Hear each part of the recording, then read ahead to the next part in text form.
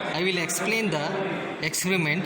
It is the permeability test on green molding sand. Okay, so we know that in the green molding sand the main contents are base sand, clay and water. So it's a test to find out the effect of water content and the clay content on permeability property of the molding sand. Let me know that the permeability is nothing but it is a rate of air flow or gaseous flow through a specimen or a molding sand. Means when we pour the molten metal into a cavity, what happens when red hot molten metal comes in contact with the moisture, the vapor bubbles are formed and sometimes the gases or air also escape entering into the cavity. So if we not allow these gases escapes outside from the cavity, it will forms the defects like a blowhole, pores, and it reduces the strength of the cast component. Okay, so this test is conducted by splitting into two tabular column. That is, in the first tabular column we are splitting percentage of clay and keeping the percentage of water constant. In the second half we are keeping the percentage of clay constant and I am varying the percentage of water here. Okay, in this experiment actually as per the AFS we need a standard specimen to conduct experiment. It is well known fact that to conduct any test we need a standard specimen. Okay, for a available equipment we need to prepare a specimen of, as for the AFS, height of the specimen must be 50.8 mm and the diameter of the specimen must be 50.8.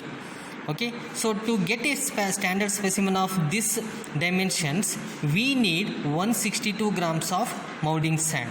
So for that we have to prepare a specimen in such a way that 100% is converted into 200 grams because we need 162 grams of molding sand. So I will show the first trial how to prepare a specimen. We are using base sand, so 182 grams of base sand we are taking plus 8 grams of clay we are adding. Now we are keeping the 5% of water constant, that's why the 10 grams of water is adding here. Now I will show you how to prepare a standard specimen by using this sand rammer. Okay, first we are taking this base sand. The base sand is a silica sand of having a various sizes here.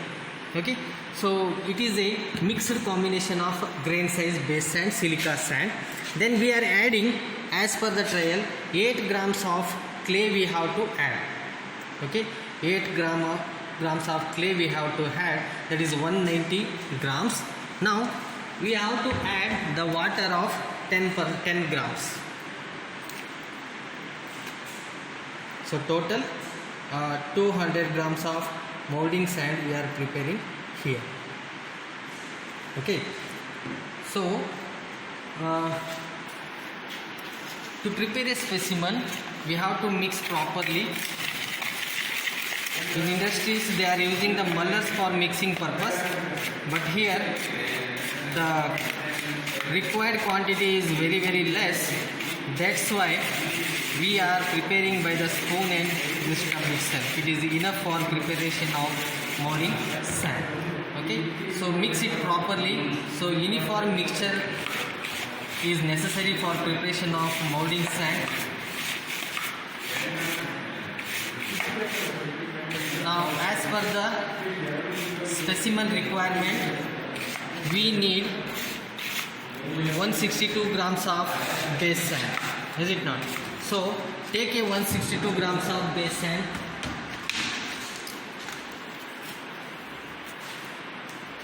So make it 0, then take a 162 grams of molding sand, that is the green molding sand. So green molding sand is nothing but the moisture content is present in this molding sand. In this condition only the molds are preparing.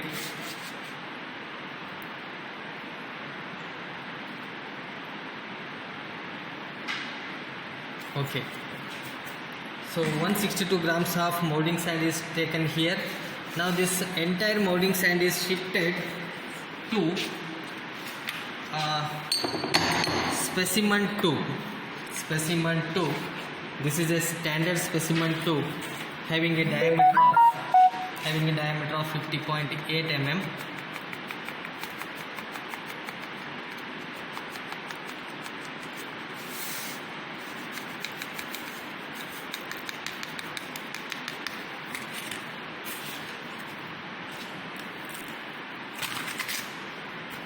Okay, now this is a sand rammer equipment. Place it properly. Here this is an arrangement. Here a known weight of 6.5 kg to 7.5 kg. Weight is loaded here. Now you just allow this cam operator so that this plunger will move inside this specimen 2. Okay, now for a uniform ramming is necessary in the molding of sand molding. So you just lift it and allow for fall into the specimen 2 thrice. Okay, now one more time. Okay. So after the 3-time ramming, you check for the height of the specimen. Here the plunger, when the top surface of this plunger should be within this plus or minus the tolerance which is given here. So okay, it is clearly indicate that if it is falls under the plus or minus of this scale, now the specimen height is 50.8 mm of height. Okay, now the specimen is prepared as the height we require. Now you lift this and lock it here. Now you take this specimen tube outside like this. Okay, by using this stripper, now this entire specimen tube we have to place for the conduction, experiment conduction. This is the final part of this here. So here the hole is given. There is a larger orifice, smaller orifice, means the air which is passing through this specimen. Here the holes are given. Here the larger hole and smaller hole. Now we are conducting the permeability test on larger orifice. Okay, place this specimen along with this specimen tube and confirm it is located properly. Now here the knob is given in 3 conditions: D, P and 0. To draw this permeability meter, that is the can, lift upwards, this place always in the D condition. Okay, now you make it 0. It means in the inverted, this cylinder contains the known quantity of air. So here for conduction of the experiment, we are passing 2000 cubic centimeter of air through this permeability meter, through this mold sand specimen. Now a yellow line indicates that from this line to top line, here the 2000 cubic centimeter of air is present inside. Okay, now the equipment is ready for the conduction method. So before that you have to check the manometer, the back pressure which is created here. Initially this manometer you have to check the reading for 0 confirmation, how much reading it is. Okay, now it is a 0 here. For the conduction, now we are passing the 2000 cubic centimeter of air through this specimen. For that you have to operate this knob for P location. Okay, so for this we need one stopwatch to count the time, how much time it taken to pass this known quantity of air, that is a 2000 cubic centimeter of air. Okay, so here this is the stopwatch. We are now placing the location for P, and just see here. Now the air is start passing through here. Now when yellow lines comes here exactly, I said now start the stopwatch. Yes, I started here. Now you count down the time up to this topper yellow line. When it reaches this top edge of this permeability meter. Okay, now at this time you have to read the manometer reading here. it stays at a constant reading. Now it is the 2.8 grams per centimeter square reading is given here.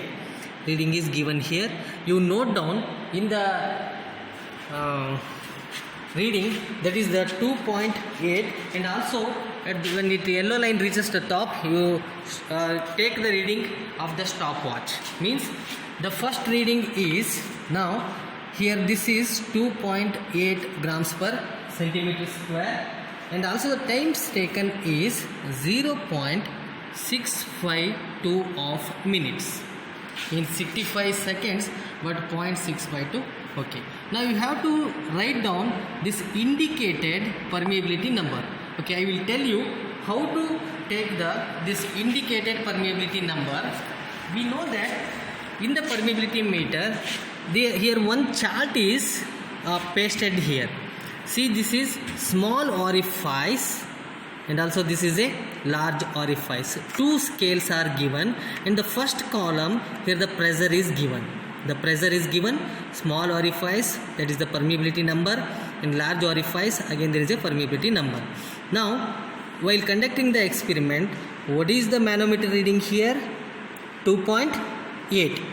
2.8, see here. So this is the 2.8 pressure reading.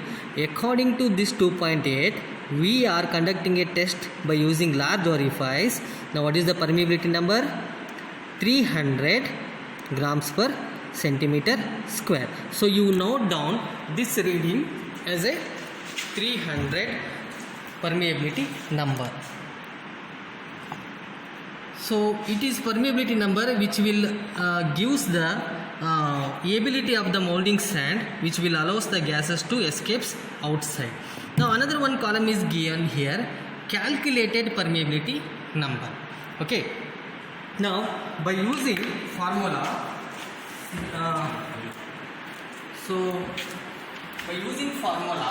that is Pn, permeability number, VH divided by PAT. Means here V is nothing but volume of air passing through that specimen. We know that is a 2000 cubic centimeter. Then H is nothing but the height of specimen, 50.8 mm or 5.08 centimeter. Okay. Then pressure from manometer reading. During the conduction, we are noted that 2.8 grams per centimeter square is back pressure reading, and then A is area of specimen, that is actually 20.268 centimeter square. Okay, so area of specimen means 5d square by 4. 5d square by 4 is equal to 5. We know that d is 5.08 mm and 4, which will give the value of 20.268 centimeter square. Now substitute all these values. T is time taken. How much time is taken to pass out 2000 cubic centimeter? That is 0.652.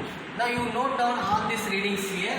V is 2000, then height is 5.08 centimeter, then pressure 2.8 grams per centimeter square, and then area 20.268, and then what is the time taken here?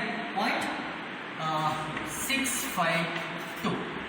So substitute all these values and find out the calculated permeability number. By calculating, it will give 274.7. This is the permeability number. Then just note down this reading. Okay, indicated will give 300, whereas calculated with 274.7. It means it is a nearer value, then it is a okay. Okay, so these are the two numbers which are given by conducting the experiment. In the similar manner, to plot a graph, we need two more readings here by weighing the clay content 6 and 8. So similar manner, we have to prepare the specimen by using weighing machine as well as sand rammer. Prepare a specimen and put it into permeability meter for the larger orifice. Take these manometer readings as well as note down these time readings. Okay, So from the permeability meter, from the chart, you note down these readings 205, 126, and calculate these by using the formula Pn is equal to Vh divided by Pa2. Is it clear? So note down and calculate all these three readings, so which will give the readings here. Now see here, when the percentage of clay is less, means 4, 6, 8, the readings 300, 205, 126. What it indicates? As the percentage of clay goes on increases, means permeability number goes on decreases. It means whatever the clay we are adding more and more, it will fills the gaps or voids in between the grain size. Means it will not allows the gases escape outside. Okay, more the permeability number, more permeability property. Less the permeability number, less the permeability. Okay, so it means if the clay percentage goes on increases, the permeability goes on decreases, it means the defects are chances inside the component when we adding the more and more clay. So the proper composition is necessary. So by taking all these readings, you plot the graph, the permeability number versus permeability clay. Okay, so here I will show you by these readings. So the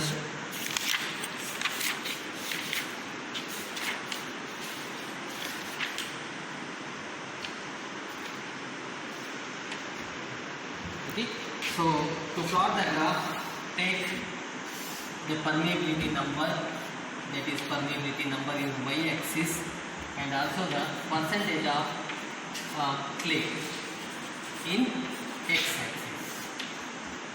Okay, so take the readings. Now the permeability number. So we are keeping the 5% of water constant. Is it not? So just you write the clay here 4, 6, 8, 0, 2, 4, 6, 8. Okay, 2, 4, 6, 8. Now related to this percentage of clay, you just write down these readings. Now if you take the 4, what is the value? If you take suppose here 100, 200 and 300. Now for 4 it is a 300. Is it now? So for the 6%, how much it is? 205. So somewhere here. Now for the 8, 126 means here. So the graph will decrease here. So this is the final conclusion that when the percentage of clay goes on increases, the permeability number will be goes on decreases. More the permeability number, more permeability means less defects. But component is not stronger.